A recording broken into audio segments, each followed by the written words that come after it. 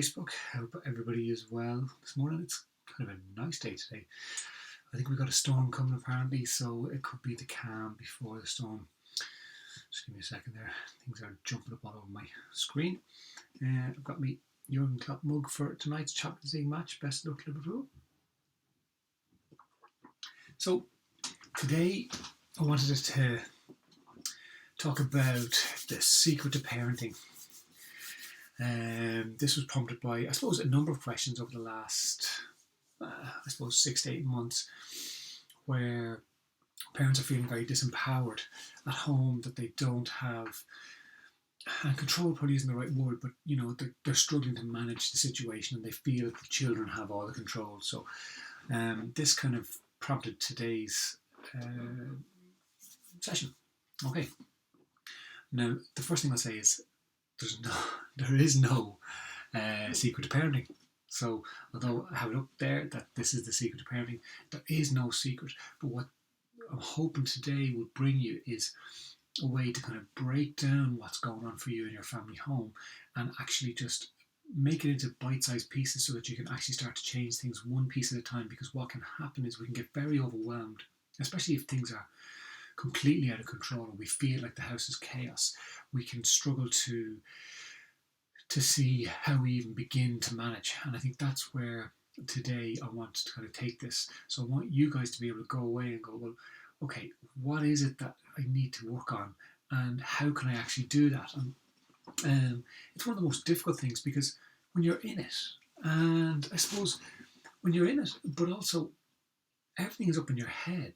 So you've got all the arguments that are going on with the kids, or the kids not listening to you, and then you have all the bills, and then you have all the you might have work stresses, you could have just the general day-to-day stress of being a parent, being a human being. So all that's up in your head, and what we want to do today is try and break that down so that you get the space to actually think about it. Because another thing that a lot of parents will say to me is they just don't get the space to even begin to think. So it's just a case of get through the day, get the kids into bed at whatever time you can, and you're so bloody tired, all you can do is sit down and just switch off for an hour before you go to bed yourself. So we got a question in this week, and it's prompted the whole thing on top of everything else. So I need a lot of coffee today. I believe it's the calm before the storm, so we'll see. Right. My 6-year-old and my 4-year-old are absolutely ruling the roost. The stress levels my wife and I feel are through the roof. There's tons of shouting and crying, and it's just so hard for everyone. We can't seem to get control. I know we can be a bit easygoing and not the most consistent parents, but we need some help to get things back on track. We've read so many books, we've read so many different websites, but we're still not sure what to do for us. Please help. Now that's an absolute plea for help from this parent. And more I'm coming across people contacting me through social media, on email. I've had people stop me in the street and say, look, this is what's happening for us right now. Is there anything you can kind of suggest we can try? So what I was thinking today was that I would break down the parenting plan that we give to parents on our parenting course, and hopefully you guys can start to take that away and look at actually making active change. Because I think the other thing is, because we are so busy and we feel so stressed, a lot of people will listen to this today and then they'll go, yeah, I'll definitely do that. I'll definitely sit down and go through all that stuff. And then they have to pick the kids up from school, and then they have to do the homework, and then they have to get the dinner ready, and then they have to go to activities. Then they have to try and get the kids settled before bedtime. And then they are too tired to even think about it. So I'll do it tomorrow. It'll definitely happen tomorrow. And then you get up in the morning, getting the kids ready. You may go off to work, pick up the kids, and it's just very easy to not prioritize this because you are so busy. So what I would say is, please do, for yourself and your family, give yourself the time and space to sit down and do this. So the first thing I would say to this family and to any other family who are struggling is get time out. Now, you probably want to punch me at this stage because you're going, I can't get time out in my house. But you can. If it means getting a babysitter in for an hour, if it means getting auntie, uncle, whoever, granddad, best friend come in and just watch the kids for an hour, or send them on a play date with somebody for an hour where you can say to them, look, I just need this hour just to sit down and work through this plan for myself and my family. People will help you out. People are really, really generous. It's one of those things that we seem to take for granted that, like, I don't know about you guys, but I see so many posts of people going, oh, my faith in humanity is restored when I see X happening. Well, we should all have a lot of faith in humanity because humanity is fantastic. The majority of people on this planet are really caring people who will help each other out. So actually, my faith in humanity is always there because for the most part, people are actually good. People are caring. So get help. Get somebody to come and look after the kids. Now, you might be lucky. You might be able to say to your parents, look, will you take the kids for an overnight or a weekend? And you get away for a weekend. That is fantastic. But if that's not the case, even just an hour will help you separate will help give you the time to start to work through this. The next thing I'd say is get out of the house. Get out of the house to do this. Even if that's just going to your local coffee shop with a pad or a piece of paper and a pen, get out of the house. Because when you're in the house, it's very easy to prioritize cleaning, cooking, preparation of food and stuff like that. So get out of the house. Again, you deserve the break of an hour to go and grab a cup of coffee and a little bun as well. You've probably earned it. So get out of the house, go and sit down, have some time away. If you're with a partner where you're both bringing up the kids, sit down with them, get them to come with you. So it's important to pick a time that you can actually set that time aside, because you might have a partner who works a lot, who's away a lot maybe. It could be a parent who helps you out. It could be an aunt and uncle. It could be a brother or sister that helps you bring up the kids. Whoever it is involved in bringing up the kids, bring them with you. So you guys can both sit down and actually work through this, because sometimes two heads are better than one. And sometimes we can feel like our brain isn't working and we don't have the space to do it. And that can be difficult when we're trying to create different ways for our kids to be supported at home. So you've got the kids babysat for an hour at least. You've headed off to the coffee shop for your favourite mug of coffee and a nice big slice of cake or a bun. You got your pad and your pen. And you're going to sit down and give yourself the time, right? First step, write down all the things. So step one, write down all the things that you feel need changing in your home. Okay? Step one, write down all the things you feel need changing. Right? Everything. Right? If that's, my kids need to make a bed, my kids need to clean up after themselves, my kids need to stop punching the head of each other, my kids need to stop punching the head of me. Whatever it is, write everything down. Okay? And then what you're going to do is, step two, you're going to prioritize which ones are actually the things that need to be addressed now and can be addressed. So you might look at the list and go, well, I want to stop the hitting of the brother or the sister or whoever it might be. But right now, that just seems way too big. So I don't think I can prioritize that. I just need to get them doing something at home where they're actually doing and contributing or listening to me. So prioritize the things that you think can be fixed and that you have the time to put into it, and break it right down. Because what we're going to do is, we're not forgetting all the other stuff. We're just taking it one step at a time, because there's no point trying to change everything at home. Because you might go home and go, right, that's it, go home, we're changing everything in this house. That's it.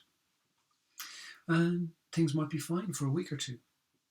And then everyone will just slip back in to the old way of being. And then you feel like, well, what's the point in even trying? I can't even change the things that I need to change. So break it right down. Pick one thing or two things that you know in the next week or 2 weeks or 3 weeks that you can manage to actually change. It's important to, as I say, pick a time that works for both of you. So there's no point in you sitting there going, right, I'm going to do this with my partner when they get home from work this evening, and they come home. The kids have been crazy all day. You're tired, and you're saying, "We have to do this. We have to sit down and go through this." And you both look at each other, and you can barely keep your eyes open. There's no point. So get a time that works for both of you, so that you can give it the space that it needs.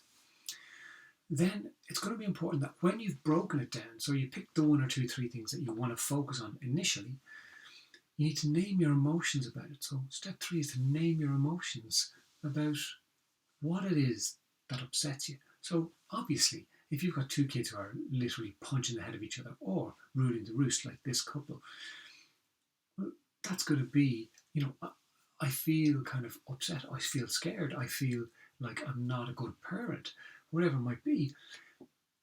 But it could be the smaller things. So you might say to your partner, the beds are never made in the morning. Never made. And, your partner's going, would you relax? It's just a bed. Don't worry about it. But what does it mean to you? Well, it means that I have to make the bed. I feel disrespected. And I feel that I'm being pushed and left to look after everything in this house. So name your emotions about it, because it's important that the other person understands the severity or the importance of the issue to you and why it's important. So that's really important there. Step 4, what you do is you brainstorm ideas of what you guys think you can do about it. So write them all out. One of them might be, well, send the kids off for adoption. It's one option. Probably not the best option, but it's one option, and you can put it down. So what I'd say is, it doesn't matter how crazy it is, it doesn't matter how random it is, it doesn't matter how unimplementable, if that's even a word, it is, write down everything. So what are all the things we think we could do about this? Then the next step is you pick one that you think that might work. So you go through everything, give it a little pros and cons, and you might come to the conclusion, well, I think this one's going to work. And then you plan out how you're going to do it. So you both work together to kind of make a bit of a plan as how this is going to work.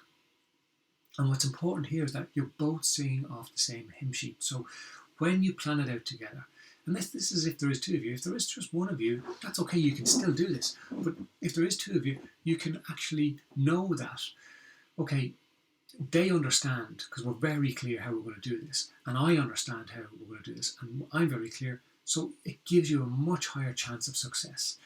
Okay, so sit down, plan it out, who's going to do what, how you're going to say what the consequences are going to be. And this is another one where parents can really struggle, is that they go, I have no consequences.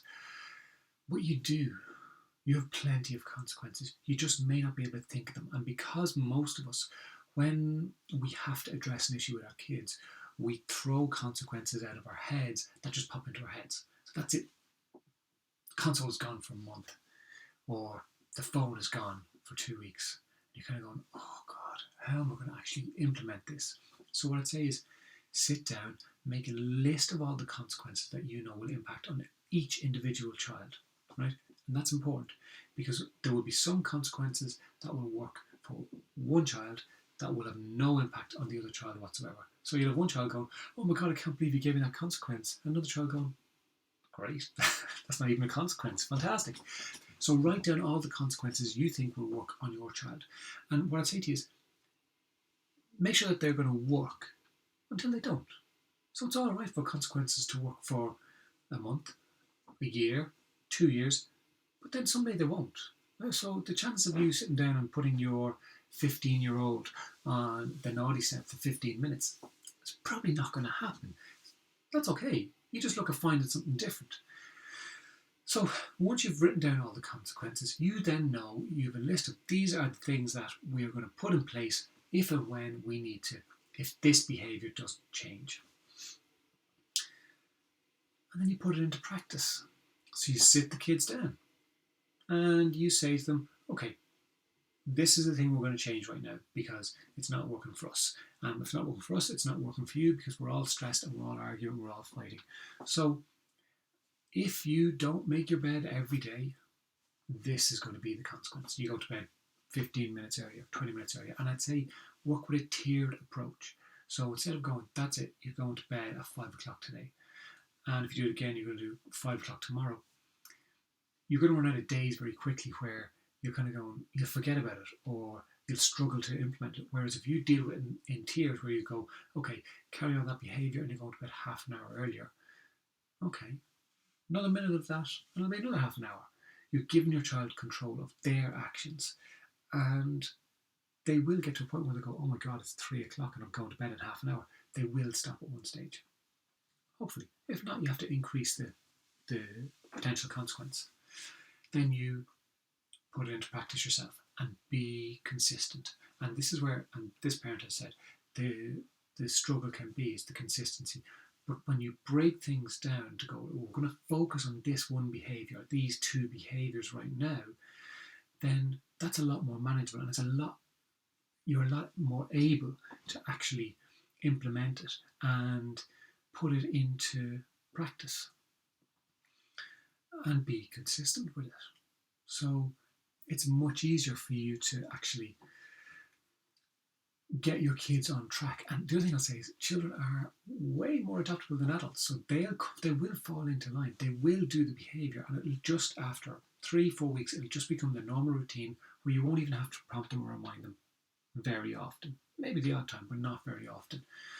And then you just move on to the next thing, right?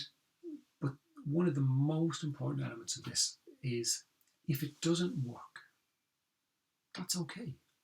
You just go back, pick another way or another option that you've looked at and give that a go. And where the difficulty can lie is that you have one parent who'll say, I want to try this, and the other parent will go, I don't think that's going to work. And then this parent will go, I think it will. And then this parent will go, I'm not so sure it's going to work. And this parent goes, well, look, will you just go with me on it? Because I really do think it is going to work. So this parent goes, yeah, okay, I'll go along with you. And then it doesn't work out. And this parent goes, see, told you it wasn't going to work. It was a waste of time. And then both parents go away thinking that whole process was a waste of time, when it absolutely wasn't. It absolutely wasn't a waste of time. It was just that this thing didn't work right now, and it may work again in the future, but at least you're doing something different, and that's what's important. You're doing something different. So that's the secret to parenting.